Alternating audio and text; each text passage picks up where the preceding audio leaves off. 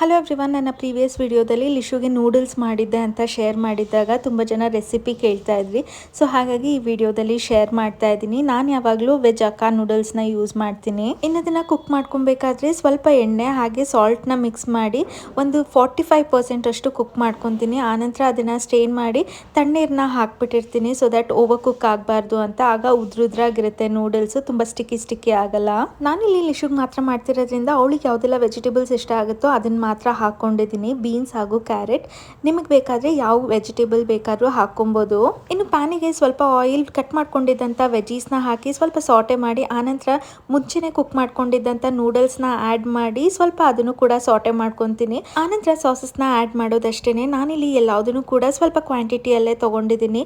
ಸ್ವಲ್ಪ ಕೆಚಪ್ ಹಾಗೆ soya sauce, chilli sauce ಹಾಗೆ ಸ್ವಲ್ಪ ವೆನಿಗರ್ನ ಹಾಕ್ಕೊಂಡಿದ್ದೀನಿ. ಸ್ವಲ್ಪ ಸ್ಪೈಸಿ ಆಗಬೇಕು ಅಂದರೆ ಪೆಪ್ಪರ್ನು ಕೂಡ ಹಾಕೊಬೋದು. Thank you for watching.